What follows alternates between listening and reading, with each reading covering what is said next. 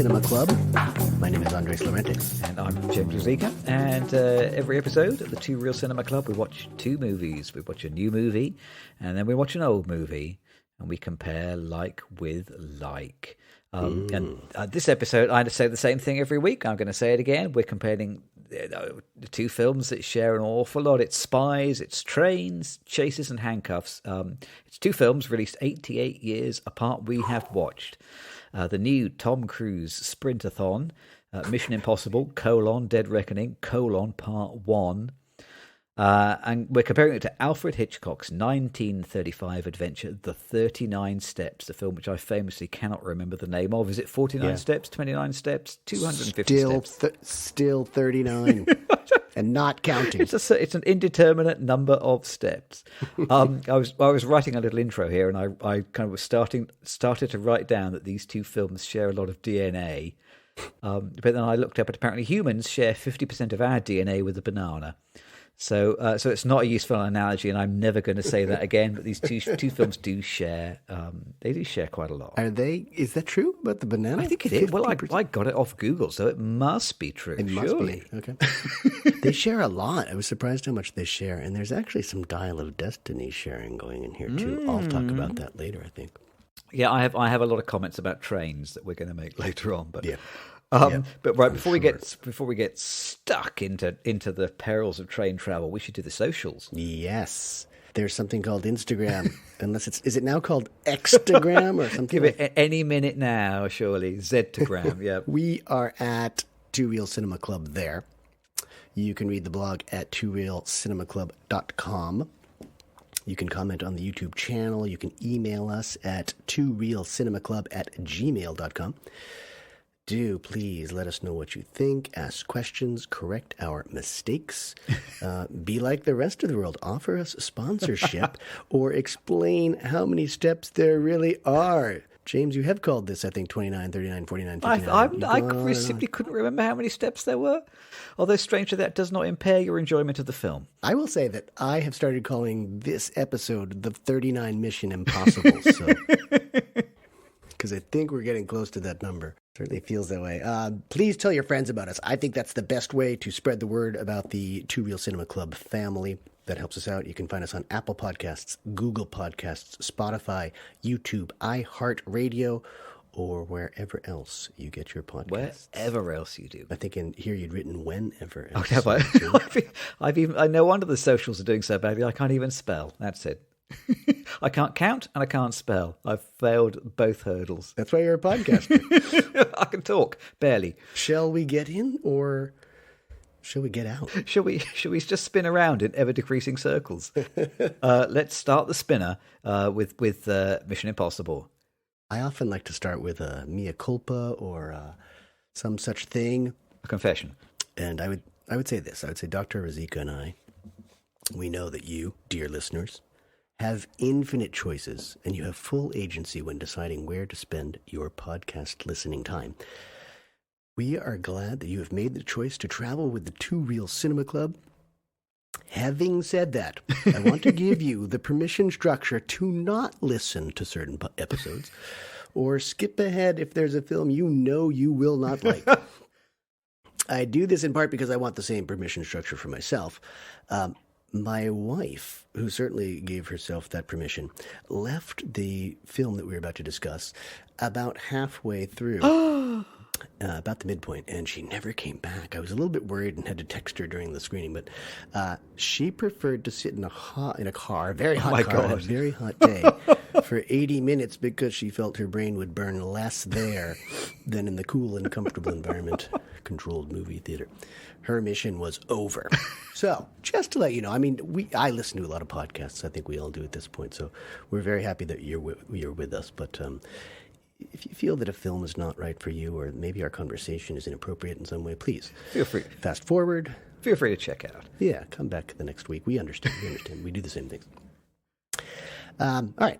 This is my first and my last Mission Impossible film. Well, I was going to ask you how many of the others have you seen, and you've just answered that. None. But did you watch the TV series as a boy? I definitely did. So I remember little bits from the and I thought that we were beyond the days of this message will self-destruct in 10 seconds. I thought that was just from the 50s and 60s. They loved that. They necessarily have to do that for all of these films. In the same way that they again, they have to repeat that this mission, should you choose to accept it. Yeah. Those are written in stone. They're stamped out on the script before they start working on the treatment. Oh, boy. So they definitely have their touchstones. I kind of found it impossible that there's more impossible to come in part 2, Dead Reckoning. Don't know why that is necessary. But clearly the missions are possible. Otherwise, they wouldn't keep making them, right? It's going to be a misnomer. I admittedly, I'm not really the wingman for this film. So I'm just going to, and I haven't cleared this with you, Jimmy, but I propose that we re-review Top Gun Maverick instead. So if you want to talk about Top Gun Maverick instead, we could do that right now. Well, you know what? I think that is what Tom Cruise was hoping this movie was going to do. Yeah, I think he was planning to rule the summer again. Yeah. After last year's Maverick ruled the summer. The film has disappointed at the box office, hasn't it? So Mission Impossible 7 apparently cost $291 million to make. It's Tom Cruise's most expensive film. It's taken around $560 million and kind of run out of steam, no pun intended. Yeah. So it's not going to recoup theatrically. So I think they will be very disappointed. Not quite as disappointed as your wife, but they're looking pretty downhearted. I think it's incredible that they've done 2 just absolute blockbuster films in just 2 years' time. He and Christopher McQuarrie. Huge undertakings. And the fact that they've got both of these films out within more or less a year is quite an achievement. Well, hats off to them. Do you want to tell us what you can recall about the probably excessively complicated and not entirely necessary story of Mission Impossible 7? I will. Let's talk a little bit about the screenplay. It's credited to Bruce Geller, in part, who's been dead for 45 years, which I think explains the quality of the film. He's actually the creator of the franchise going back decades. So he wrote those bits about this message will self-destruct and should you choose to accept it. Probably. And he must just have an estate that has control over the brand to a certain extent. So I think his family's still doing well, even though he's not doing so well because he is deceased. Eric Jendrison, who wrote 3 episodes of Band of Brothers and a film called Ithaca. Which I have not seen. Have you seen that? No, but I was just looking at it. Unbelievably, it's from 2015, directed by, oh my God, why is her name? Meg Ryan. Oh. Her name was escaping me. Nepotistically featuring her son with Dennis Quaid and music by her then current boyfriend John Mellencamp, who was John Cougar Mellencamp. I remember the days when he was John Cougar Mellencamp, and I did not realize he'd gone on to marry Meg Ryan. I think it was boyfriend only. I don't think they ever wed one another. Okay. And that was before Prince became the indecipherable symbol, the artist formerly known as Prince. Wait a second, so Prince married Meg Ryan? This story gets interesting. This is why some people might not want to listen to the program, because we're like Google. We give bad information.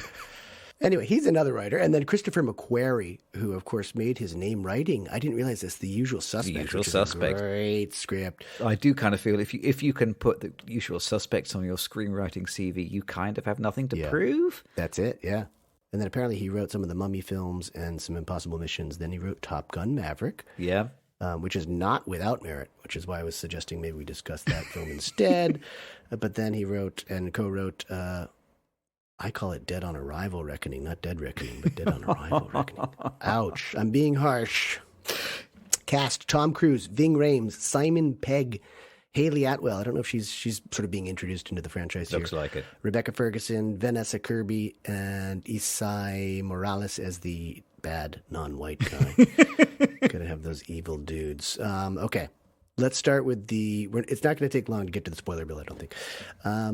Bering Sea, a Russian sub full of presumably bad guy English-speaking Russian sailors. I think have you not seen Hunt for Red October? They're clearly Russians speaking Russian. Oh, really? Thanks to the magic of cinema, it sounds English. It changes. Yeah, it's I always get a little disturbed. I mean, put it in Russian these days. I mean, people can read 3 minutes of subtitles of really simple things like torpedo coming, stop it, sir, fire counter torpedoes, whatever. It's their own missile that's been commandeered by an entity that was never really there. That's about all you need to know about this film, because the next installment sort of promises to take us right back to the submerged sub to recover from the entity, and to take us, to recover the more important technology. This sub goes down. Ethan Hunt of the Impossible Mission Force is tasked with terminating Lisa. She's a former work partner of his, and I think romantic partner. Again, I haven't seen the preceding installments of the series. So I'm going to stop you now because it's Ilsa. Oh, Ilsa. Ilsa, not Lisa. Yeah, easy mistake to make. And so she's been in probably at least 3 of these Mission Impossible films before. And I think there's always been just a tiny amount of romantic tension, but nothing more than that. I think it's purely platonic. And I want to apologize for the Lisa thing. I don't have my glasses on, and it's that uppercase I, which is just like a big L, and then another uppercase I. Jeez. I'm going to make my font bigger as we speak. Okay. She's in Saudi Arabia. She's come into possession of half. This is going to sound familiar. Half of the key that he and his superiors need in order to deem their mission possible. Before he can say, I will not refuse the call, I accept it, the message actually self-destructs and he's in. I thought that only happened in the movies, but I guess this is a movie, so it happens in all of the movies. It literally self-destructs. So, as you can tell, I'm a novice here. I think we should ring that bell. But I would say that I don't know that we need a spoiler bell because this film does a pretty good job of spoiling itself. Well, I mean, if you've seen the trailer, you've seen the movie. More or less. Or if you've seen other movies, you've seen this movie. Let's ring the bell anyway, because I spent all this money on it. Go on, let's ring the bell. Oh, yeah, that sounded good. That's the sound of something being spoiled. Jimmy, I'm just going to have you talk your way through this with me, because this was a difficult film for me. It clocks in at, what was this, 2:43? Yeah, 2 hours and 3/4. There's a lot of movie there. I mean, as always, how rare is it when you and I say the movie could have been longer? I can't remember us ever saying that, but I think pretty much every week we say, "Oh, it would have been nice if it was a bit shorter." This one could have been a lot shorter, especially when we're assuming the next one's going to be 2+ hours as well. You're looking at 5 hours of these two films. The next scene for me, it kind of spoiled it so early on. So that's the opening. That's really that. And it's not the first act or anything like that. We need to ring the spoiler bell. It's probably the first 10 or 20 minutes at most. He's out of Saudi Arabia after recovering Ilsa, or eliminating Ilsa, possibly. All of the cheeses of the important U.S. intelligence agencies sort of gather in this one room. There's one woman there. She's seductively displayed on a chaise longue. Everyone else is a man. And they're all briefing the biggest cheese of all. It's Cary Elwes, whose book, As You Wish, I don't know if you've read this, it's about the making of The Princess Bride, is excellent. That's a good read about filmmaking. So I'm just wanted to plug his book there. Maybe Cary will contact us, as Tom Hanks did recently when he talked about his books. I did it. I got Tom Hanks in the first 10 minutes or something. Oh, well done. The algorithm will praise you for that. This was so well rehearsed, and I think this is probably necessary to these films, so I'll have you comment on that. But no one needs to complete a sentence because all the leaders take turns finishing each other's sentences, and it's this example of really heavy-handed, what I call exposition as well as prediction. Like they're sort of telling you the past story, but also telling you the future story. And they're all sort of just perfectly, it's so rehearsed. They're just perfectly finishing sentences. So they're all one brain kind of in this U.S. military intelligence center. I would like to imagine that the U.S. security forces are exactly like that. That all these meetings, everyone decides they're going to get one sentence and they all decide what order they're going to say their one sentence in, and they all recite them out at about the same tone and the same speed. Oh, that's wild. That's what a perfect briefing should be, absolutely. And I think this is probably a problem for this kind of franchise where the viewers of the first film are now either suffering from memory loss or early onset dementia. So the past points of importance need to be repeated, and what is about to happen should also be explained all at the same time. So can you help me out? Because, again, I haven't seen any of the episodes. Is that kind of part of the franchise, is that you sort of have to regurgitate what's already happened to remind people of where they are in the larger arc of the Mission Impossible story? Well, see, I don't think any of that stuff they're talking about there in that scene is relevant to any of the previous movies. I think it's all just kind of a bit of guff, and it feels almost like Tom Cruise and Christopher McQuarrie wanted to get their buddies in, so they each get a line, And so there's a whole bunch of people who kind of turn up and they deliver one line as the head of some security service or another, so that they can now say, "Oh, I appeared in a Mission Impossible movie." I think that's what that scene is around, because I think the actual content of that scene is utterly irrelevant to the previous films and the current one. It's a kind of a ludicrous scene, you could wear your earplugs all the way through it and miss nothing, I think. Yeah, it's not a short scene. I'm sure the way they write these films, the way these films are written, is that they think of 6 great set pieces and then get a tiny little bit of connecting thread to string them all together, a little bit like putting beads on a chain. And the material of the connecting thread is of the fairly poorest quality. Yeah. So they've put a huge amount of effort into filming some beautifully choreographed, stunningly shot action sequences. Yep. And then, there's a little rest when you could either go and buy an ice cream or go to the bathroom, or maybe even go out and sit in an air-conditioned car. And you're kind of missing very little, I think. I think the whole point of the film, and I'm going to say now, weirdly, you know how lowbrow I am. I sat and smiled through most of this film and really enjoyed it, but not from the point of view of character development or plot, but from the point of view of enjoying some electrifying, fun, enthusiastically filmed set pieces. And then I think you can more or less switch off in between them. So I wasn't paying an enormous amount of attention to the finer points of the plot, and I don't think you're supposed to. So I shouldn't be looking for expert writing or serious storytelling. The more attention you pay, the less sense it makes. Aha. So you could actually this is one of those films you could probably turn the volume down and just watch. I mean, if you watch the whole thing in Russian without any subtitles, it will probably be at least as enjoyable. Or time it perfectly to Pink Floyd's The Dark Side of the Moon and see what happens. You'd have to listen. You'd be listening to Pink Floyd probably 4 or 5 times to get through this film. Little do we know, but Ethan Hunt is in the room. He's got this beautiful latex mask that disguises him.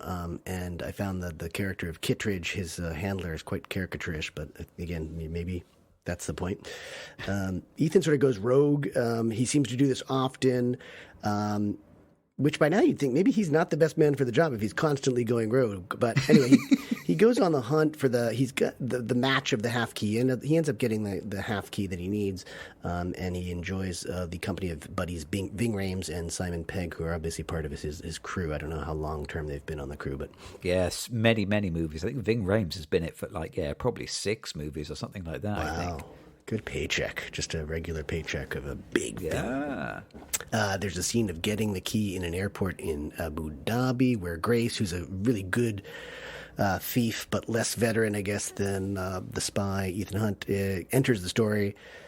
There's a bomb that I was not so secretly hoping would explode to end the entire film. It does not detonate due to some excellent wordplay work from the crack team of Impossible Mission Force. It's all about word games and Wordle and crosswords, and they're good. And they also make latex very quickly. And then before we know it, everyone ends up in Venice. There's the bad guy who's Gabriel, the Isai Morales character, with whom Ethan has a history. Grace is the new person on the scene, the thief that they encounter in Abu Dhabi. Luther, Benji of the Mission Impossible theme. And all these incompetent American agents actually lose them all in the airport, but then end up in Venice very easily and very quickly, and they're all joined by some bumbling Italian cops. So you know what's coming next. An overly long, multi-phase car, truck, scooter, micro, Fiat subway chase that, as you said, I think was kind of pointless, aimless. It's an unnecessary dagger in the story, but I think it's what it's all about. As you said, these are sort of big set-piece films, very visually stimulating, eye candy, but I didn't make a lot of sense of the story. So I am suspending disbelief. I'm also suspending intelligence to a certain extent because I've got to watch this film. You can't make these films without crashing motor vehicles. And I thought, poor Venice, one of the beautiful cities in the world, just recovering from the COVID pandemic and such. And boy, there are just cars. The entire police force has been wiped out, vehicle by vehicle. I think there's a deep-seated public service announcement here. Never leave the cars in your unattended vehicle because people are just stealing each other's vehicles left and right. And I've got to ask you, Jimmy, I've never been there. Is there a Colosseum in Venice? Because by my calculation, they may have driven all the way to Rome from Venice in the chase scene. But there's a Colosseum at the end of the scene, and I don't think it's the Venetian Colosseum. Tell me. But I think it's because they start out in Venice, Yeah. and then no, they start out in Rome, and then they go to Venice after. I think it's all Venice. I think they just plugged the Colosseum in there to get the postcard picture in. We'll talk about that later, but I think that's what happened. I mean, I was Googling Venice Colosseum, and of course the Roman Colosseum comes up again and again. No, Venice Colosseum. If you were going to build a Colosseum in Venice, you would have to make it out of balsa wood or something, wouldn't you? It's something a large stone structure is not going to cut it in Venice, is it? It's going to have to be something that floats. Exactly, and it's got to be waterproof somehow. You can't just use cardboard. So then I'll ask you to help me out a little bit with the entity. It's in the film. It's not in the film. It's almost like an artificial intelligence, but it has control over the Gabrielle character. I would like for the entity to have been in this film a little bit more tangible, because part 2 is obviously when we'll get the justification of seeing part 1 and maybe the justification for the existence of the entity. But I couldn't get my handle on that. But the entity sort of controls. It can control technology and ostensibly human behavior a little bit. What was your feeling of the entity? What was it a good antagonist, number one, and what the hell was it? I wrote, you know what I wrote in my notes? I wrote, the entity is a terrible name. Ugly and unpleasant word that doesn't express much. That's what I wrote in my notes. Perfect. I mean, they might as well have called it the what's it, the thingamy, the that thing. They may as well just have called it that. It doesn't mean anything. What entity? What? No, pardon. What? Yeah. The entity makes me think of it's like a bug-eyed alien or something like that. Okay. So I think the idea is that it's an Oh, AI, but it's trapped at the bottom of the ocean because it blew up its own submarine. Although if you blow up your own submarine, I'm not sure how intelligent this artificial intelligence is. That seems pretty dumb, I think. Okay. So the Russians had the entity. Is that what it was on the sub? But the entity can still contact. It still has communication with Gabriel, as far as I could tell. Apparently, great Wi-Fi at the bottom of the ocean. That's the other thing I've learned from this film. Yeah. I mean, I do like this notion that somehow, there's this computery program that can control the world, but there's only one copy of it. And it's controlled by a special key that splits into two with LEDs on it. I mean, I think I'm going to quote something from the interview with Hitchcock that I read that we will talk about when we talk about the 59 steps. How many steps? Sorry, the 19 steps. Hitchcock said plausibility isn't the thing, basically. And plausibility is not the thing here. Yeah, I think this film is all about enjoying time with the characters, and if you haven't seen the other 6 movies, then you haven't really bought into the characters. Yeah. And it's about the stunts. And I am disappointed that they didn't put a little bit more effort into thinking out the plot that surrounds it, but I don't think that's what they were interested in. Yeah. And I think part of the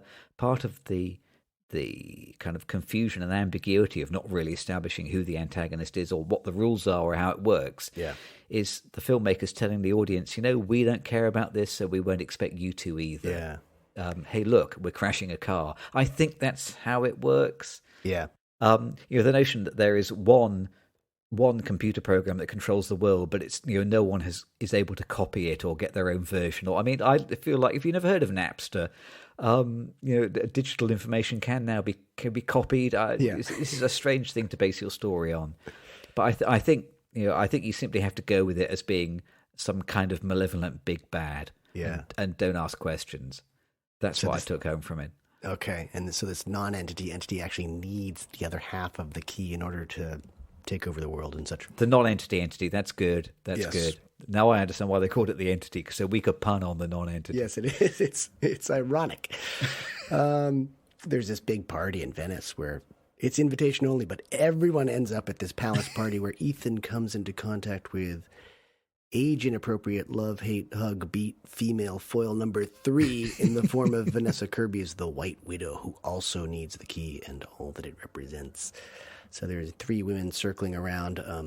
Ethan's entire team, as well as Gabriel. They're all kind of friendly. You'd think there'd be a little bit more just direct violence and killing of one another, but they're kind of friendly in trying to outwit one another and get this other half of the key. Some people have it, some people don't. It moves around from pocket to pocket at one point.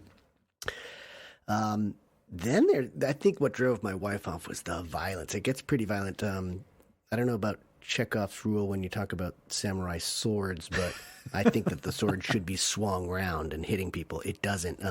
It's handled by Paris, who's this sort of psychopathic agent who aligns herself with Gabriel.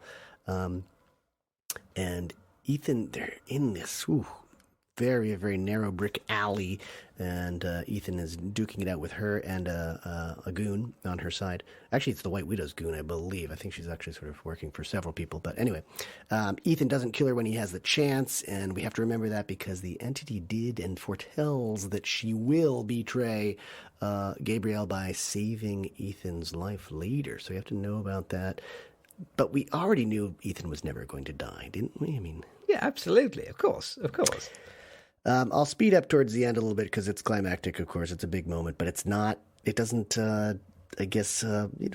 tie all the loose ends together in classic denouement fashion, or untie, I guess. Denouement is untying, I believe. Anyway, that's a linguistic thing. White Widow has the key, but Grace will impersonate her through very good latex work in order to get the complementary second half of the key. So these two halves of the key. It all involves Tom jumping onto a runaway train from a parachute drop from one of the taller Alps, as far as I could tell. He ascends on a motorbike, because he just has to do that. Harrison Ford did something, and he's twice as old as Tom Cruise, so that's the justification for that. In a very subtle move, the train is scheduled to pass over a high-altitude detonating bridge after Tom battles various bad and not-so-bad guys in the requisite knife gun fistfight atop the train, while kindly ducking and alerting combatants to forthcoming head injury hazards along the way. I feel like I saw that scene within the last month, maybe 2 months. Yep. The train, surprise, surprise, drops car by car slowly into the abyss as Grace and Ethan together move towards safety in a violent yet erotically charged passage from car to car. I was pleased to see the chefs on the train just continue to cook for the passengers, even as this train was headed toward doom in this far below river, I guess. That's professionalism. These guys are professionals. It was amazing. I love that commitment to culinary arts. Gabriel jumps to safety only to realize he doesn't have the key, and we're off to, I think the last images show you that submarine, and we know that we're going to the Bering Sea to finally see... Ooh, I like that. To finally see the entity. To see what we can see, yes. Wow. Oof. Yeah. I'll start with my first thought. This is just classic, shameless, capitalistic filmmaking. They've got intellectual property, right? They're milking the resource for all it's worth. I thought it was ironically unadventurous for an action film. There's nothing really new or interesting in the storytelling, and you've spoken eloquently on that. But capitalism requires big money. $270 million, you said. 291, I read. 291. Yeah. It's about big money making more big money, and there are no new ideas. They're just sort of doing the same crap we keep doing, and it's not moving the art form or even the genre forward. And it just seems like a waste of resources. I just see all the money going into this film, and it's the definition of late-day capitalism. So, I don't want to be too negative, though. What? Oh, no, I wouldn't say you've been negative at all. I don't know what you mean. That's been very even-handed. That seems like the justification for making of the film is just to make more money on a, it's a proven winner. It's going to make money worldwide. $500 million is nothing to shake a stick at. Although when you spent $290 million, actually, once you've spent your money on your prints and your ads, it starts to eat into that. Exactly. Those hoped for profits. Yeah. I think this film is all about the set pieces, and I personally really enjoyed the set pieces, but I agree they aren't that new. Even to the extent that I started writing down what the set pieces were, because the film starts as Hunt for Red October. Yep. And then it becomes, Call of Duty with its kind of video game desert shootout. Then it becomes Die Hard 2 when they have like a big race through the airport. And then it becomes The Italian Job when they have a tiny car going through Rome. Yep. And then it becomes, well, arguably the 39 steps with a bit of excitement on a steam train. And finally, I think there is a fun big set piece which I did not expect to see, which is that as the train very slowly plops off the edge of the blown up bridge, one carriage at a time, Tom Cruise and Hayley Atwell have to make their way up through these vertical train carriages before they fall off the end. I did not expect to see that, and that was great fun, but that was done terribly well in a Sony video game called Uncharted 2 about sort of 10 or 15 years ago. So, it has joyfully lifted a whole bunch of great set pieces from preceding artistic works, but it's strung them together in a very entertaining 2 hours and 3/4. So I got to the end and I'd had a good time, and I had enjoyed watching Tom Cruise kind of do the same thing as in the last film and the film before and the film before. It's a lot like watching a TV series, I think. And I think this kind of explains a large part of this, capitalist notion of making films that have to make money in the form of episodic cinema. This is episodic cinema, isn't it? It becomes a very, very lavish, high-budget TV series. And instead of coming out once a week, when it comes out once every 3 years or so, but you have an episode with the same cast and the same characters, and they're all in roughly the same place at the end of the film that they were at the start of the film. Ilsa does, spoiler alert, die during the film, but otherwise we end the movie with most of the same characters that we started it with, and the big problem with episodic cinema, for all that it's fun and you know what you're getting, the problem is character growth. Character growth, it's hard enough to do when you've got a trilogy of movies, which seems to be the only thing that anyone will greenlit like these days. It's extremely hard to get character growth into the 7th movie of a series of 8 movies. Tom Cruise, he starts and ends the movie as just the same guy. I'm not sure what he has learned or how he has grown over the movie. There is a character who learns stuff and grows, and it's Grace. It's Hayley Atwell's character. She is new to the franchise. And I personally thought she was fantastic in this. I thought she was very watchable. And her character growth, maybe it's not quite earned, but it's not far off. I could see what they were aiming for. I enjoyed the time that I spent with her character, and I think my standout moment from the film comes towards the end when Hayley Atwell has gone from being this very competent pickpocket who's not really aware of the massive racket that she's getting herself into. And towards the end of the film, she has to try and stop this runaway steam train. And she realizes, I'm going to have to, climb over from this carriage into the carriage in front of me. And there's this tiny little character moment where she ties her hair back, which is like the one moment, it's like a man rolling up his sleeves, or kind of straightening your collar or whatever. It's like, it's the moment that she realizes, oh no, I'm going to have to do this, and I'm going to have to take it seriously. This is way out of my comfort zone, but I'm going to rise to the occasion. It's so I think it's a really lovely bit of physical acting. Really impressed itself on me.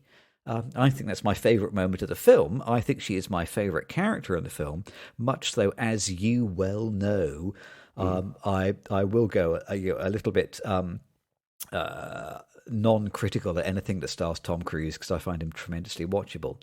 But Hayley Atwell is the reason I think to watch this film. I think she's great in it, given the material that she's offered, and I'm looking forward to seeing her in more crazy shootout pickpocketing adventures with the non-entity entity. I thought I enjoyed her. There's a bit of passing of the torch, or perhaps passing of the key in this film. Maybe she's going to be in future episodes. Obviously, she's joining the team. I had so many flashbacks of Dial of Destiny. And I just felt like our destiny has been dialed in for us. We're going to see more and more of this. The fight on the train, the setup of the new female character to sort of carry on parts of the franchise. The 2 parts of absolute Luddite technology needed to be reunited to unlock some greater force of human engineering that has the potential to change the entire planet forever.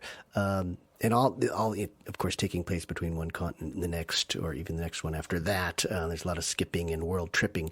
And these films, like the Bond films, this is part of their nature, this world tripping thing. And I'm thinking one of the reasons is just instant audience expansion. You're sort of stretching the parameters of Aristotelian story world, space and time, but we're constantly cutting back between stories. From one continent to another. We're in Saudi Arabia, we're in the United States at one point, we're in Abu Dhabi, we moved to Italy, then we're all of a sudden heading towards, is it Austria? The train is going somewhere in the Alps.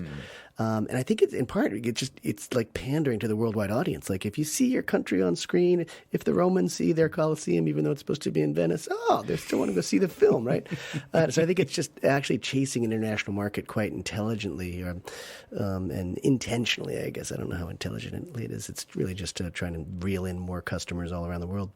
I think given modern film production, I think one big motive behind shooting your film on several continents or in several countries is that you can claim tax breaks from a number of different governments. Precisely. I think that's probably part of the motivation there. And I see it in lots of pictures these days, and you're absolutely right. And I just thought immediately of Werner Herzog. Because in Aguirre, Wrath of God, he's right next to Machu Picchu. He does not feature Machu Picchu in it. He's filming right across the valley from Machu Picchu. And Klaus Kinski, his partner in crime and the star of the film, says, "Hey, why aren't you putting Machu Picchu in the background?" He says, and of course it's Werner, high-minded Werner Herzog. He's not making postcard picture making, but a lot of this feels like postcard picture making, and it also just seems very same to me. I felt like they're just avoiding any good storytelling because there's just so much emphasis on action. And I can do a minute or two of an action scene. I cannot do a 15-minute film sequence through the streets of Venice with just car crash after car crash and changing vehicles and subways crashing. It's just, to me, it's just mind-numbing. I can't do it. So again, I'm not the audience for these films, so I have a hard time seeing anything redeemable in them, and there are just so many rules that are broken. I thought there were just all these antagonists, and none of them are particularly evil, and one of the most important one I can't even understand. The entity that's supposed to carry this film through 5 hours of theater going cinematic experience, and I have no idea what the entity is after watching 2 hours and 45 minutes, and I'm not scared of it. It's at the bottom of the Bering Sea. It's looking for a key on the surface of the planet.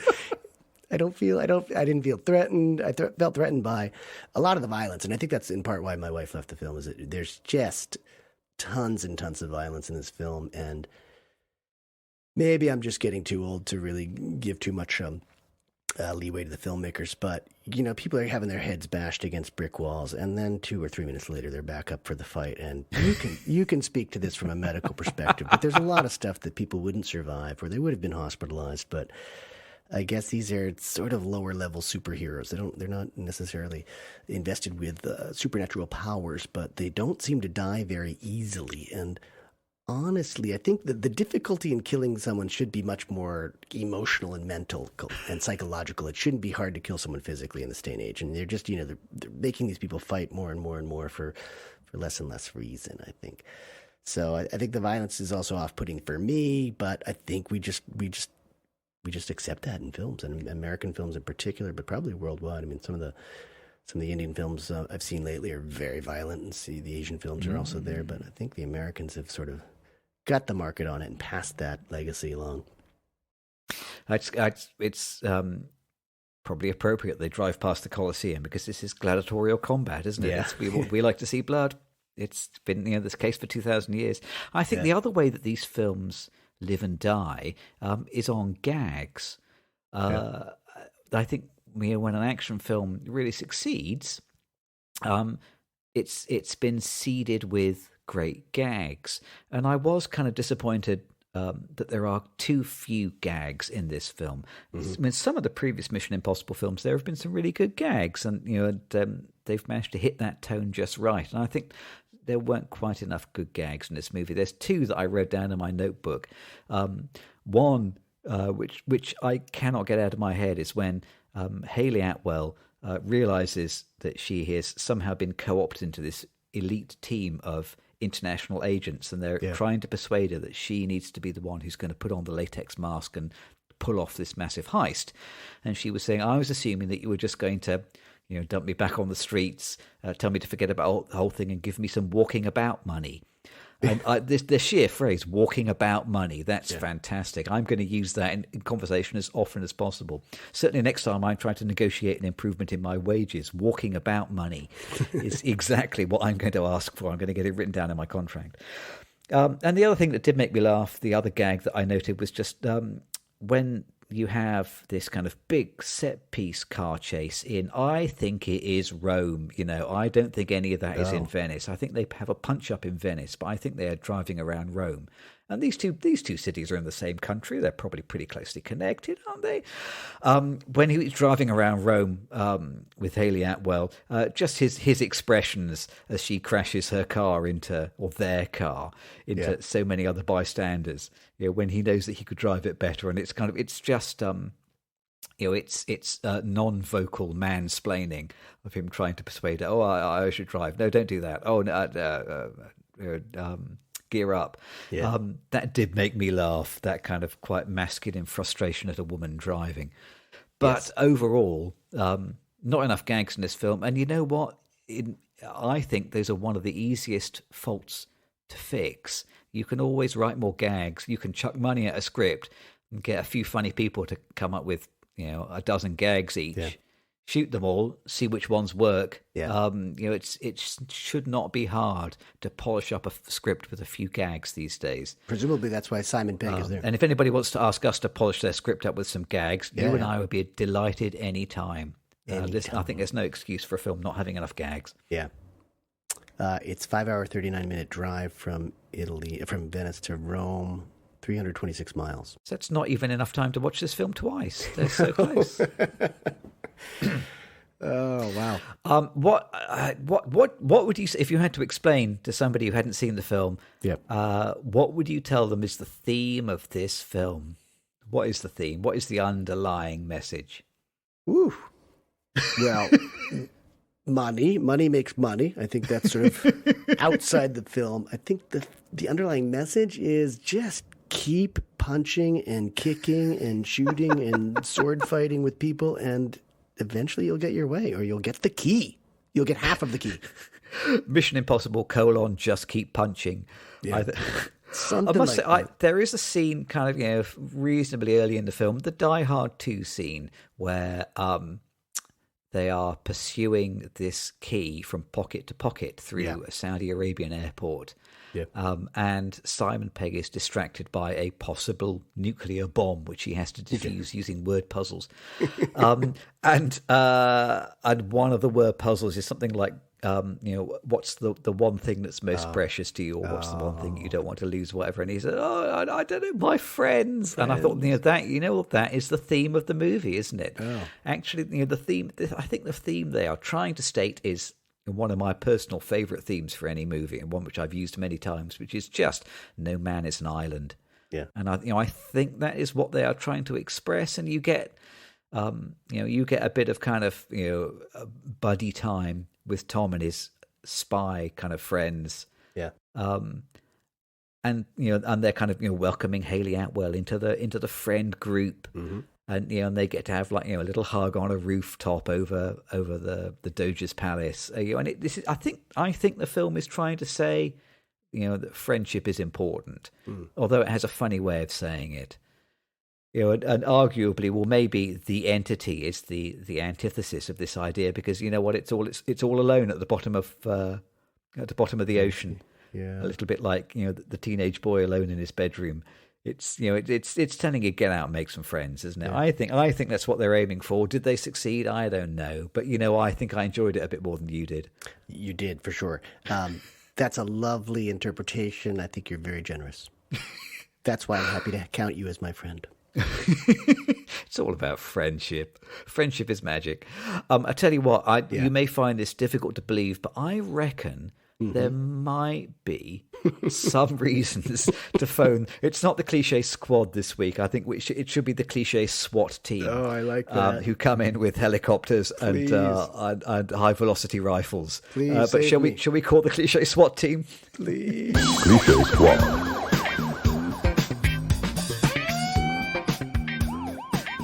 Now, there are a whole bunch of cliches here that I'm happy to call tropes. So it's secret agents, it's computer hacking, it's kind of government agencies double crossing their employees, kind of all of that. And they are all cliches, but they're kind of so fundamental to the kind of film that it is that I'm sort of happy to give them a pass. But there were also cliches which were just cliches with a capital C. And one of them you've already talked about, which is somewhere it is written that wherever there is a scene that happens on a train, there has to be a fight on the roof of that train, and all the people in the fight must duck down every few seconds to avoid being hit by overhead signals or tunnel ceilings. In fact, watching this film and then Dial of Destiny in short succession, I now understand why Americans are largely suspicious of public transport. Because every time you see a train in an American film, people end up on the roof having to duck down and get their heads knocked off. Yeah, people fighting on top of a moving train. That's my number one cliche on this list. It's not just that they do it. It's that they do it competently and with great fluidity and grace, and it's impossible. I think it's just physically impossible. So it has definitely become a cliche. And I think just having seen Dial of Destiny, what was that, 2 or 3 films back that we looked at that film? I think it was just, and Tom Hanks. Ooh, did I just mention Tom Hanks' name? Tom Hanks. Tom Hanks would never do this. Tom Cruise is considerably younger than Harrison Ford, and I don't know to what extent they did their own stunts or their own green screen work here. But I think if Harrison Ford can do it in June, then Tom Cruise has to be able to do it in July and August. It's only fair. The other cliche I noted down in my list is movie parties. This kind of party that you see in movies where there are beams of light flashing around into the sky, and there are podia that have nude dancers. This seems to be like every movie party that I ever see, and zero actual parties. Or at least I have never been invited to a party like that. Nor have I. I think either we should do something about that, or these parties do not exist. They only exist in films, but they seem to exist in kind of every film. Yeah. I don't know where they're getting their new dancers, but there's got to be some nights where there's a shortage of podia. So many of these parties going on. How many podia are there that you can hire for a night? And why are they always inviting these people who are gonna be ne'er-do-wells? I mean, you just know that there's going to be trouble. Don't invite them. Don't invite those guys. Oh, my Lord. Yeah, absolutely. For me, bumbling cops. Yeah. There's a little. I hated that the Italians were seemingly the most bumbling, but I like it when we see incompetent American intelligence agents, because that seems like something I want to believe. But it always just makes these seems much more conveniently. Yeah, you're sort of the storylines are more convenient because they are being pursued by law enforcement, but they're always a little bit smarter, and the cops just happen to be a lot dumber. So I think that's just overdone throughout. And I think I've mentioned this within the last 3 or 4 episodes, so I won't linger on it too long. So at the end of the day, Mission Impossible, Dead Reckoning, Part 1. I think we were both agreed this film is kind of dumb as a box of rocks, but there's things you can do with rocks, and I personally don't mind rocks. I would quite happily put this rockery in my garden and enjoy it. I mean, idiotic, dumb fun. Yeah. And a paean to late-stage capitalism. Yeah. But I did not walk out. I largely enjoyed it. Yeah, I would say for me, the Rolling Stone is less interesting than the still one that gathers moss and provides some life with just little bits of earth and maybe a tree or a fern growing out of it. The Rolling Stones that gather no moss, they don't stick with me. This is not a film that I'm going to think about philosophically for even 1 minute or 1 second after I leave the theater. But I think your rock analogy is good. I like that. Rocks, we have rocked out. Well, should we have a break? Please. And let's have a break and try and recover some of our humanity. And then we'll come back and talk about The Indeterminate Number of Steps, directed by Alfred Hitchcock.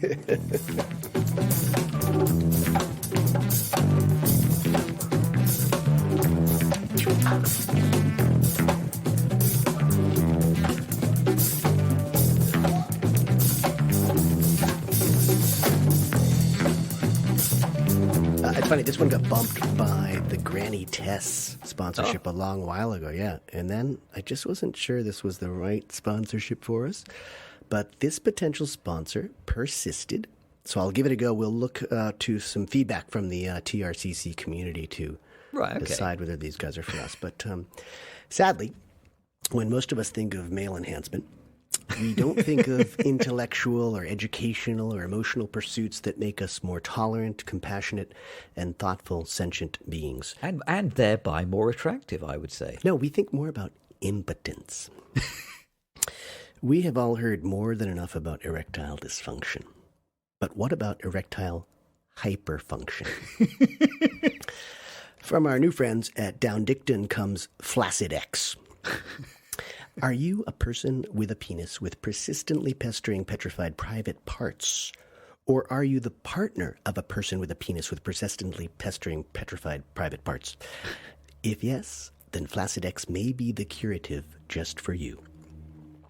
We here at TRCC don't like to intervene in the pharmaceutical wars. However, from personal experience, I have to say, beware of the dangerous generics dismember, not a good idea, and lesser member. The results were not good. Not so with Flaccid X, the safe alternative to erectile hyperfunction. No more uncomfortable staff meetings troubled by one extra member at the table. No more awkward fake stretching sessions at inopportune moments. No more discomfort when talk of penises comes up. And no more need to wear loose-fitting clothing or donning extra layers when temperatures don't call for it. If any of that sounds familiar, then no more worries. But clearly, Flaccid X is not for everyone. Consult your doctor. Jimmy, you and I have talked about penises on more than one occasion, but yes, far too often, you're right. Mostly in a safe and screenwriterly way, right? Side effects may include decreased blood pressure, death, disintegrating penis syndrome or DPS, dizziness, painful urine streams, and permanent erections. Go figure. Flaccid X for the rest of us. You know what I think? I think now basically you are showing off. But I don't want to. That's the point. I don't want to show off.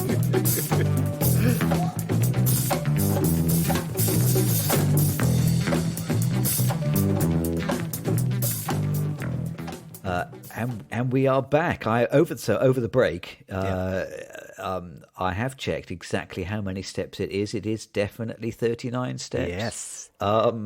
So we are going to talk about, I would say, the proto Mission Impossible. This is the 39 steps from 1935. Directed by Alfred Hitchcock, supposedly the film which was considered the summation of all the work he had done in the UK before he then went over to work in the States, to work in Hollywood. Yeah. Based on the book by John Buchan, written by Charles Bennett, who also worked on Foreign Correspondent, the Hitchcock picture. He wrote The Lost World in 1960. He wrote The Wild Wild West TV series. He wrote The Voyage to the Bottom of the Sea TV series, which I do vaguely remember from when I was a child, which also I feel ties into Mission Impossible: Dead Reckoning. Yeah. And also there's a script credit by Ian Hay. He was more of a novelist and a playwright, and I know nothing about his work. I did, however, read The 39 Steps a few years ago. Have you read The 39 Steps? Did you read the book? I've not. I've seen there was a production in the West End. So I saw a play version, and I think there's some kind of remake, possibly for British television in the 90s, early 2000s, and then I thought I saw a series out there, so it's definitely been milked for what it can be. But I've never read the book. Is it like a long book, or is it like a spy novel, or what? It's a really short book, actually. It's a very short book, and there's not an awful lot from the book that has made it into the film. So the book was published in 1915. Yeah. In the book, Hannah, the protagonist, was from Rhodesia. Which means, as a modern reader, you already feel a bit suspicious about him before you've even started chapter 1. And there are a few details from the Hitchcock film which do come from the book, but in the book, the 39 steps of the title refers to a real private jetty in Kent, which consists of 39 steps down to the sea, to this little harbour where the Navy's secrets are going to be taken out of the country. So it's largely very different. I think the title of the book and the title of the film, The 39 Steps, is one of the finest things about the film, actually, because it's kind of meaningless, and yet it's it's a lovely phrase that sticks in the mind. It sticks in everybody else's mind. I couldn't remember what the number was, but most people it sticks in the mind. Yeah. I will tell you the story, but before that, Yeah. I'm guessing you want to know why I picked it. Do you have any other questions for me, Counselor? I do. I think it's a good choice. I think it's a very good choice. It has that classic MacGuffin. I think 39 Steps are kind of the MacGuffin in this film. Yeah. And it makes me think, are the two half keys in Dead Reckoning, the Mission Impossible, MacGuffins? Maybe I not. think I they don't know if we are, have MacGuffins absolutely. And Charles Bennett, I looked up also, he wrote Man Who Knew Too Much, which Hitchcock made twice. It's one of those films that Hitchcock did twice, Blackmail and Sabotage. So he worked with Hitchcock quite a bit, writing some of the early ones. And it's amazing to me that these two films are 88 years apart. It's amazing to me that my mother, who's no longer with us, would have seen this film probably, when she was 7 or 8 years old. She was born in 31, so I'm sure she saw this as a kid. And that's just so long ago, 88 years old. And this is not really an early Hitchcock film, because I think some of his credits go back to 1916, 1920, something like that. So it's really interesting in that context that this is a man working 100 years before Tom Cruise and his gang. But I do, I don't think you had seen this film. You'd read the book, but I don't think you'd seen it. So why No, did you choose I it? had seen it, though not for many years. Okay. But I when I saw the trailer for Dead Reckoning, Yeah. I think you can tell that movie is a nod to the 39 Steps, because even in the trailer, there's a lot of steam train action, and it's clear that there is a lengthy sequence that sees Tom Cruise and Hayley Atwell handcuffed together. Yeah. And I think those two things immediately makes you think of the 39 Steps. Okay. There is no way that Christopher McQuarrie and Tom Cruise have not seen the 39 Steps. Yeah. This film was Mission Impossible's equivalent. It was a high octane action thriller in 1935. I think it's very much the antecedent or antecedent of the film we've seen this year. Right, should I tell you the story? Yeah. Let me tell you Let's the get story. I'm going to tell you the story.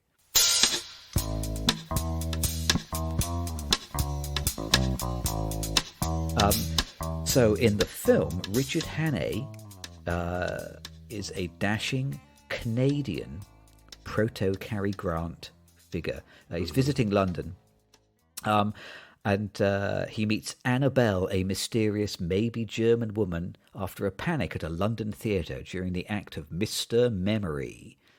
So she asks him, well, can I come back to your flat? And Richard Hannay, being a man of the 20th century, says yes. He invites her back for some fried herring, maybe a little more besides. And she tells him that she was the one who caused the panic at the theatre because she is a spy pursuing a group called the 39 Steps, who are about to smuggle military secrets out of the country and who are out to kill her. Well, Hannay thinks maybe this is just a paranoid fantasy, but then, why are there two men waiting outside Hannay's building and calling his telephone line?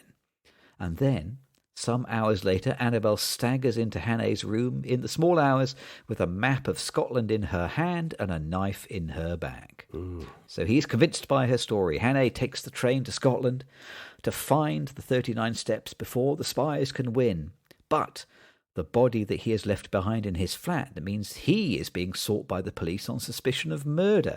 And so the rest of the film is a breathless chase through the Scottish Highlands and then back to London, featuring wily farmers, fake policemen, accommodating hoteliers, kidnapped women, and a 9-fingered man. Ooh.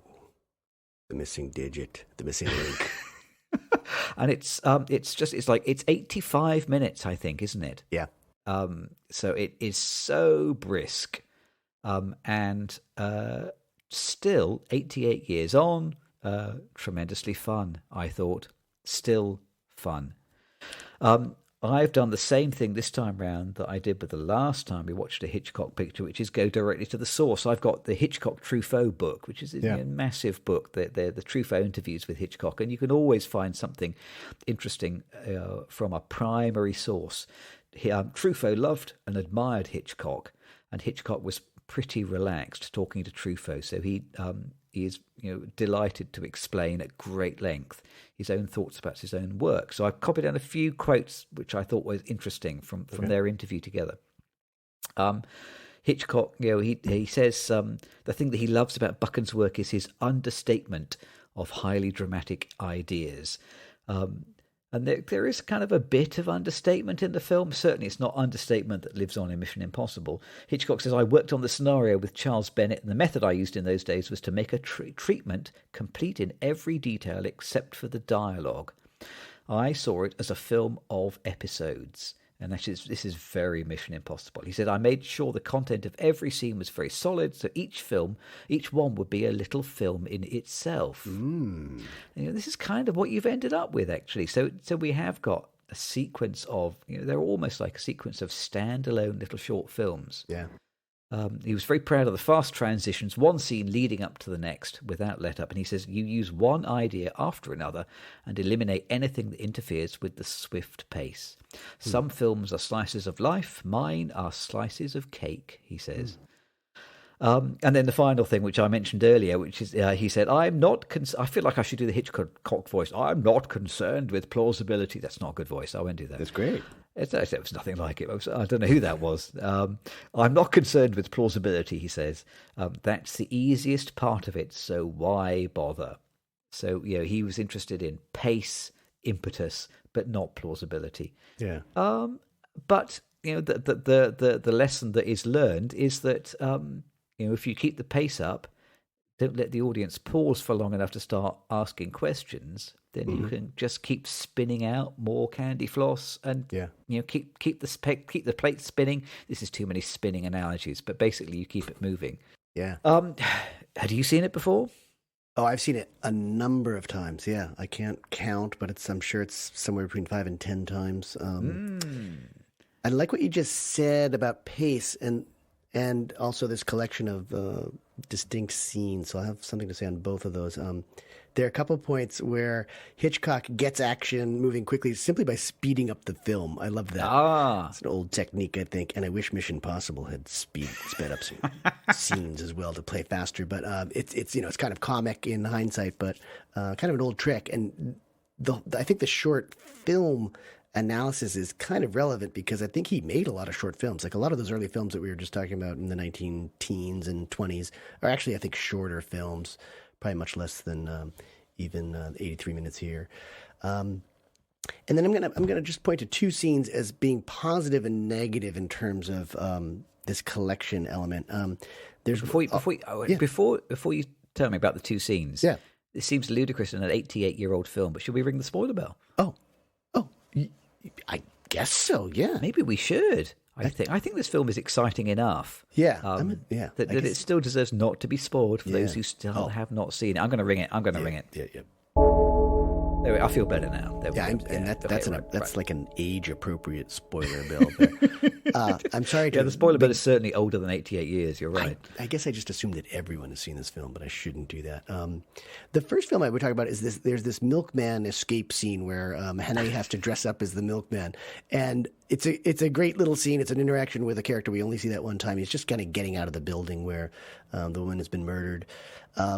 And it is one of the few scenes which is in the book, actually. Oh, really? The reason it comes to me is that all of a sudden he's just out of the building. And I think he's on the train or at the train station right after that. And this is one of those scenes that in modern cinema would have been milked. Oh, I made a little joke. They would have been milked for more. Like, you'd see him slipping by the two bad guys and almost getting caught, but then having to run away. And there'd be more tension. And it just happens very quickly where he arranges with the milkman to change clothes for gives him £5 or whatever, and then he's off. And he gets away much too easily. So I think it is like a unique film almost in itself, or a scene that's collected with the rest of the film. But it's a little weaker than I would expect for Hitchcock. And then the other scene that I would contrast is when he ends up in Scotland, and I think it's Glasgow area. And there's this wife in Scotland who sort of puts him up, and she gets an entire storyline in about 5 minutes at most, where she's very distrustful and suspicious of Hannay when he first arrives. She starts to help him. She sort of betrays her husband in the process, and then by the end, she's sort of yearning for that contact with an outsider and the excitement, because obviously her life is so boring. And Hitchcock just beautifully puts her entire arc within that scene. So there's a full arc. character arc and a full storyline that happens in just 3 to 5 minutes, and it's just masterfully done. So I think as a result, yeah, you do have these things that hang together as almost separate films, but some of them work better than others. There's no question about that. It's beautifully filmed, that scene with the Scottish kind of the crofter's wife, because it's kind of like a silent scene, isn't it? Yeah. That the farmer is saying grace, and you get this little exchange where the wife spots the headline on the newspaper, and she puts two and two together and realizes that this must be Hannah, who's on the front of the paper. And then she makes eye contact with him, and he kind of makes eye contact with her, and his face tells her, "That's this is not the truth. You can trust me." It's just a beautifully set up scene. It's all basically done in silence. This is Hitchcock, the silent filmmaker, showing his skills here. Yeah, it's wonderfully done scene. Yeah, I loved it. I thought, and it really stood out to me just seeing it again. Then another thing I guess I'll mention next is because it happens a little bit. I don't want to start talking too much about Mission Impossible yet, but this film becomes a different film in the third act. It becomes a romantic comedy in the way that there's some tonal changes in Mission Impossible 2. It gets a little slapstick later on when, is it Pamela's the name of the character? Yeah. She and Hannah are handcuffed together. They end up in handcuffs, attached, and they have to pretend to be man and wife or something like that to get into an inn. And then she's removing her stockings, which this is probably at that day and age is a very racy scene. Yeah, oh my God. To dry by the fire or something like that, or warm up by the fire. It involves a sandwich too, which is tremendous. And I was going to mention this about Mission Impossible. Not enough sandwiches. No one ever stops to eat anything. So this one has a sandwich, which is great. And just the metaphor, being tied together sort of brings them together. But the whole film at that point, there's a 25-minute sequence maybe where it sort of becomes this romantic comedy because they're tied together and she doesn't want to be there at first, and then she finally escapes, and then she decides, oh, he's a good guy, I'm going to get back to him.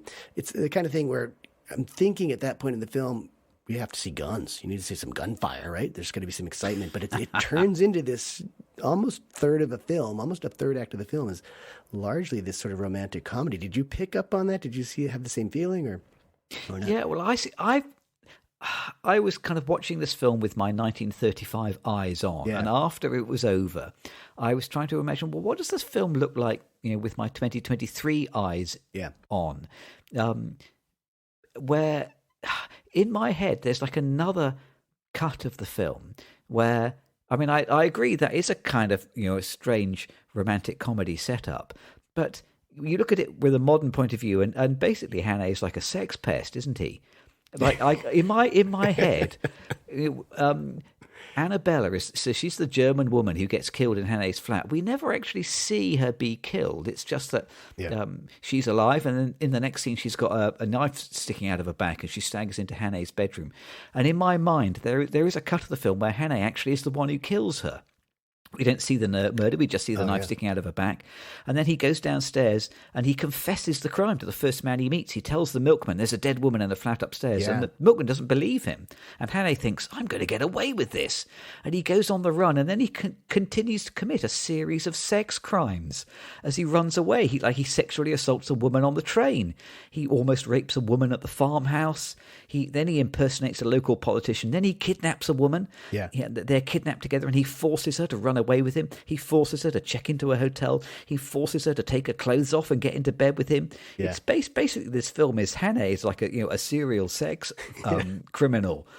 You look at it. You look at it with a 21st century mindset, and it's utterly mad. But in 1935, it was this was what passed as a kind of crazy romantic kind of screwball comedy. It's this kind of strange inversion. Hannah is like the kind of the proto Bond, isn't he? Yeah. He's kind of, he is womanizing. Most women who appear in the film, either quite like the looks of him, or they quite like the idea that he is getting it on with some other woman in the film. He's always, he's on the move. Yeah. He's involved in this kind of serious international incident. Yep. The 39 Steps is kind of, I wrote down my notebook, it is the lesson that taught cinema what a spy film is. Yeah. And it's effectively being remade still again and again, even today. Yeah. And honestly, it feels like a practice or an etude for North by Northwest. It struck me Yes, isn't immediately. it? Roger Thornhill, who's this advertising guy in New York City, gets drawn into this international espionage chain and meets a woman on a train. They're kind of stuck together and working their way through the problems. There's always, with Hitchcock, there's always some sort of climactic scene at a very famous location. It's the Badlands and Mount Rushmore in North by Northwest. It's a bridge in Scotland here, or the theater in London. I mean, it's as if he's coming back, or he's like setting the seeds for a later film. I don't know if he'd known it at the time. And those films are probably 20 or more years apart, but very, very similar. So I'm glad that you brought up Cary Grant, because it's exactly what this film is, in a sense. It's just it's like a practice for North by Northwest, which is I think it's one of the greatest films, period. And it's also definitely one of the great spy films. There are so many kind of highlights: the escape on the moors, this kind of the political hustings, the scene at the Croft that we talked about, the climax at the theatre, which is with Hannah. He's about to be arrested. It's all, the game is over, but he shouts out, "What are the 39 steps?" And that line and the way that he delivers it's just drilled into my head. It's just brilliant. It's very lean. It's really spectacular. This film is the template for the 88 years of cinema that have followed it, and will continue to be the template for another 12 at least. It'll make it to 100. And I think the thing I just realized is that, here I was criticizing Mission Impossible for sort of doing the same thing again and again, and realizing that that's exactly what Hitchcock does and did, but I guess he just does it better, in my opinion, somehow. Just much more subtle somehow, So it's he's using those elements that he's just perfecting, and he really hits a high point, I think, probably in the the 50s, some of those early 60s films as well. Hitchcock kind of comes crashing down, in my opinion, by the mid 60s, but he's made so many brilliant films by that point that he can sort of do no wrong in my eyes in other ways. But I mean, he was kind of worn out by that point, wasn't he? I think so, and he'd been making films for 50 years already by the mid-60s, which is an incredible career. And he's also using, for better or worse, using the technology of the day. Like, I love that helicopter scene where they're searching for NA in Scotland. Just so funny. And then there's so many, because the helicopter is easily, clearly sort of just placed in there and overlaid into the scene, and it's just this really clunky looking thing that would never actually fly, but it's there. It's modern. In 1935, that would be a very modern look. And he's also just got some great filmmaking moments. There's this one moment where Pamela's been arrested, and they're in the cab. Hannah and Pamela are handcuffed together in the cab. There's this wonderful shot where it's a studio shot where the cab scene. They're leaving the cab. The camera's sort of leaving the cab, and it just pulls into this it's a real shot of driving in the Scottish hills, and it's just seamless, and it's amazing filmmaking when you think about it for 1935. So he was good then. He was already a great filmmaker, and he just gets better and better. But you see the clunky stuff around the helicopter kind of moment, but then you see some beautiful camera things that he's pulling off very early on. So these days we think of CGI as being such an achievement, but it seems pretty easy compared to that one shot that I'm talking about. I remember that shot very vividly, because I rewound and watched it about 4 times trying to spot the cut. Yes, almost impossible. It's really technically accomplished. It's amazing. It's amazing. Shot, really amazing. Yeah, but a lot of the again, the trademark things, he sort of forces the end a little bit when he gets everyone into the theater for the finale, and that happens in The Man Who Knew Too Much as well. So it's the same writer. Again, sort of just practicing for these later films, I think. And everyone's so calm. The police have been following them around. They're dangerous spies in the building. Everyone's really calm. There's not quite enough tension or hysteria in the film. But I think people were probably just calmer back then and not ready to get a samurai sword and start going after each other. So it's definitely a film of the times, but definitely a forward-thinking film in the sense that, he may have known already that he was going to remake something like this when he had a little bit better technology and bigger actors and more money and such.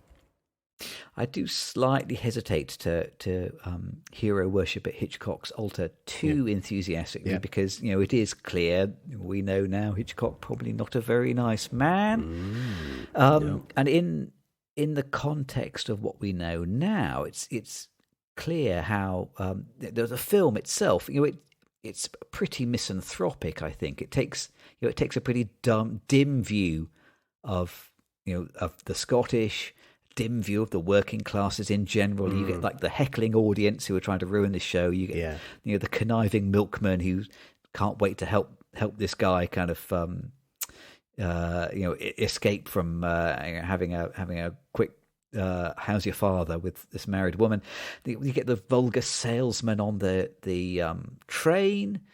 Yeah, it's kind of, and it's obviously supposed to be extremely tittillating when they're showing each other women's underwear on the train. Like the modern analog that I could think of for that was this is like the 1935 equivalent of the dildo fighting in Everything Everywhere All at Once. Yeah. It's really really in your face. The farmer, he was kind of money grubbing and he's taking money from anybody who will offer it, and he's quite happy to betray Hannah if there's a reward in it. Yeah, it doesn't take a very good view of the upper classes either, because Hannah goes to try and shelter with the professor, who then he's got all these posh chums visiting, and yet the professor is a bad un, and the sheriff, who is the professor's friend, is kind of taken in by the prof, and he's also a bad un. The Scotland Yard that Pamela goes to, none of them believe her.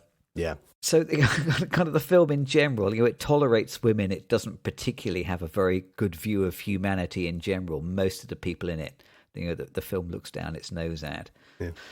But it's a breathless, exciting thriller, and it still works. 88 years on, it still works. It still works. We've been flirting with this already, which is drawing the two films together, and and they are easy to match together. But before we kind of do that, let's quickly play Who Am I? Ooh. Who am I? I'm coming in cold. I'm coming in very cold. Are you? I will as always, because I'm no good at thinking on my feet, I've prepared an answer. Oh, perfect. Which is, if I'm anybody needs to, I wish I would like to be Hayley Atwell's character in this film, because I just think she's extremely cool and very accomplished, and she has the wherewithal to demand walking about money. Oh, no. The person I am probably most like is in the 39 Steps, though, because Mr. Memory, who appears twice in the film, he has this this kind of build-up man who comes along and sort of tells everybody how brilliant Mr. Memory is. and in both times he appears, he comes out with exactly the same hackneyed speech, trying to sound spontaneous and exciting. Yeah. And I thought, you know what? Yeah, that's just like me. When I go and see my patients before they have their anaesthetic, and I always try and sound spontaneous and genuine, and yet I know actually I'm trotting out the same speech that I've told, hundreds and hundreds and hundreds of patients over the last few years. I tell them all the same thing. Who are you? I would say as long as the audience changes, it's fine. If you've got good material, keep using it. That's showbiz, isn't it? Yeah, as long as the audience changes, you can get away with it. Mission Impossible, I think I'm the Simon Pegg character. Is that Benji? Yeah. Is it Benji? Benji. I don't think I could do the Wordle or the word games under that kind of pressure. So this is aspirational. I would like to be that kind of guy because he's fantastic when he's disarming that nuclear weapon. I was very impressed with him. I would like to have that skill. And then also when he's sort of choreographing the jump, it's a parachute. He has a parachute. When Tom Cruise is about to motorcycle right off that mountain, get on the parachute, and then just drift down beautifully to that train car. I would love to have those Simon Pegg skills because he's not given enough credit for actually choreographing that whole episode. So he's using technology, especially when he's driving, which I never do. I don't even touch my phone when I'm driving. He's got the laptop on one hand, he's got the steering wheel kind of, and he's just doing a great job of driving and assisting Tom Cruise's character. So Benji in Mission Impossible 39 Steps. Wow. The guy with just the 9 fingers. I love it. This film could have been called The 9 Digits or The 9 Fingers. I loved his. He was just so nonchalant. He was a bad guy, very nonchalant. He passed himself off as a professor or something like that. I loved this one interaction he had with his wife as well. Hannah's there, and the professor's wife asks, "Will he be joining us?" He's around dinner time, so will he be joining us? And the professor says, I don't think so. And the woman knows that they're going to try and kill Hannah. It's just this wonderful, really nonchalant moment between them. So I loved that. I loved how sort of evil he was under this superficial goodness. And I think that's my dark side. Now, you're a professor, aren't you? Do your students call you a professor? No, they would say teacher or Mr. Lorente or bad guy. That guy. Hey, Mr. Bad I'm going to call you professor from now on. You've earned it in my eyes. Right, let's bring the films together then. Okay, we'll do our synthesis. We'll play our excessively long jingle and then see whether we can figure out whether these two films have got anything at all in common.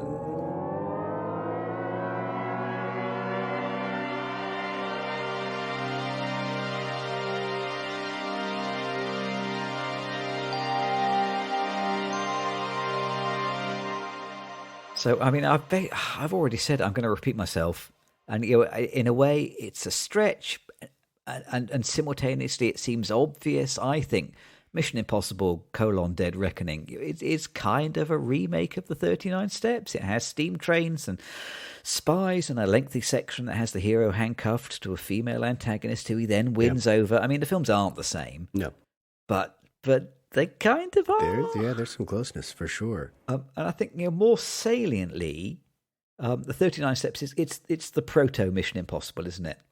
The Bond style films that have dominated so much of the last 60 years of commercial cinema, they kind of begin here with this. Yep. All the elements of that kind of genre are here already. You have this kind of commanding male hero. He's over his head. He prevails through pluck and ingenuity. He travels all over the world, or at least all over the UK, by different modes of transport. Yeah. To many destinations. Like you say, there's this kind of new exciting technology with the helicopter overhead. There's kind of betrayals and double crosses and a secret that threatens the whole world. And there are lots of women falling over him as he goes on his journey. I mean, it's all here. Mission Impossible is kind of a more modern take on the story, and it does have more modern attitudes to women and to the diversity of its cast. But it's the elements were in place in 1935. Yeah, I think, and there are elements that are definitely shared in Mission Impossible, as you said. I was curious, why do they go to Scotland in the first place in 39 Steps? But there's this world trotting that happens in both films. And actually, quick transportation, too. Everyone gets back to London from Scotland super fast, just as they go from Venice to Rome, or I guess originally Abu Dhabi to Venice, super fast. You've got the train shenanigans. You've got the dining cars. I noticed there's a very still dining car. It's very quiet in 39 Steps. And the chefs who are still working on the dining cars, it's tumbling off the train tracks in Mission Impossible. Bumbling cops. But in 39 Steps, the cops have great hats, and I think that makes a big difference. I just love the hats in that. Food. I've got to say, there's this. You mentioned this scene. I love it when Hannah, and since I was a kid, I love the scene. He just pulls out this massive piece of haddock. It's all ready to go. He cuts these just outrageously thick slabs of bread and just puts butter all over them. There's no cholesterol medication anywhere near, and it just makes me yearn for these days of bachelorhood when that's dinner. And he's making it for the lady, and she's impressed and happy. I just love that scene. It's a huge piece of fish. I just happen to have some haddock ready on this plate. And I think it's interesting because they both seem like fantasy films on another level.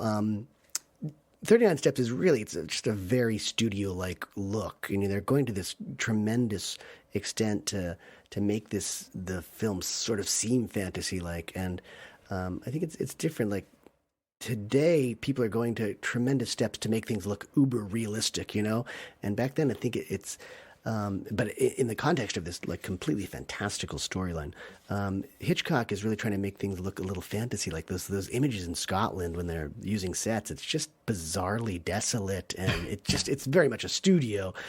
And when they're hiding from the cops in Scotland, it's laughable because all they do is step under this fake bridge on some stage at Shepperton or whatnot. The fantasy-like elements are in both films. They kind of work on opposite ways or opposite means, I think. But I liked that piece of 39 Steps that's kind of preserved in the Mission Impossible franchise. It's just that it is unreal. You had the great quote about Hitchcock saying it doesn't matter if it's believable or not, if these things can happen. It's just a part of the story. And I think the story is always central to 39 Steps. I don't think it is so in Mission Impossible. That's a big difference. I think the story is sometimes sacrificed for the action scenes. You'd be hard pressed to call the stuff in Hitchcock really high energy action scenes, but the story always is what those scenes serve, I think, which is kind of the opposite in Mission Impossible. Yep. Good point. Yep. Yeah, 39 Steps is the proto Mission Impossible and the anti Mission Impossible at the same time. Yeah, and it's for one thing that struck me is Hitchcock's track record of working with writers, and I know he was probably a pain in the ass for a lot of them, but he worked with so many different writers, and North by Northwest is written by a different person, but I mean, obviously it's based on this film, and he just has this crazy record of working pretty well with a lot of different writers, and a lot of those films, it's not just one writer. He's worked with a couple of different writers, and that is something that we talked about Christopher McQuarrie at the beginning. Like, he wrote that first script, which is so good, and then I just wonder if working with other material or other writers has not helped him so much. But I mean, there's good money in it. He's making a great living, so all the power to him. All power to him. Yep, absolutely. Okay, yeah. Well, we have got time to quickly talk about what else has been playing at this theatre.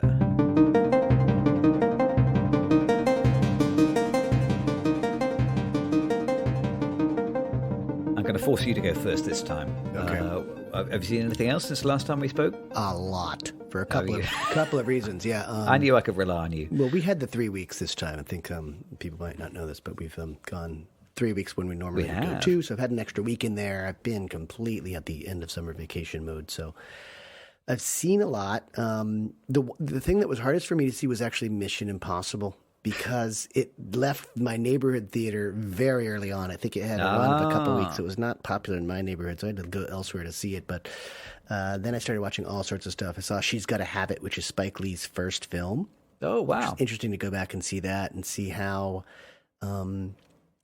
student-like it was. I think he was at NYU when he was finishing this film or making this film, or just out of film school. So it definitely feels like a film school, but film school film, but important to see all the same. I saw The Quiet Man, John Ford's film with John Wayne when he goes back to Ireland as part of a John Ford film festival here. I saw a series, I think it was on Netflix, called Painkillers. I think you might like this. It's all about the OxyContin story here in the United States, and it pairs well, if we've got anyone out there. I think I talked a while back about All the Beauty and the Bloodshed, which is about photographer Nan Golden, who suffered from some painkiller addiction, and she really had it in for the Sackler family. So that pairs really well. It's sort of reality-based. I mean, they definitely combined characters and played loose and fancy with some of the storylines, but it's great. And then I just binged. I binged a series. Whoa! Only Murders in the Building, which is Steve Martin with Selena Gomez and Martin Short, and I really enjoyed the first season, so I'll probably watch a future season. So, boy, I spent a lot of time in front of the boob tube. What about yourself? You have? Yeah.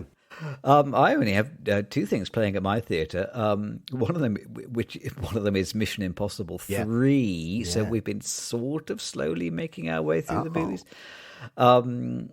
Mission Impossible 3, so kind of fine, maybe the low light of the series. I know you won't agree with that. You think you've just seen it.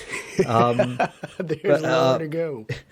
But it does have this one particular thing worth recommending about it, which is that they spend the whole movie chasing after a MacGuffin, which is called the rabbit's foot. And it's never made very clear what this rabbit's foot is, or what it does, or what it's for, or why a whole bunch of different people want to buy it or sell it, or why they're trying to transfer it. And it gets to the very end of the movie, and Tom Cruise asks his boss, spoiler alert, he asks his boss, what is the rabbit's foot? And the boss tells him, you don't need to know that. Oh. And you never ever find, they're not even pretending that they're going to tell you what it is. It really, they may as well have called it the MacGuffin.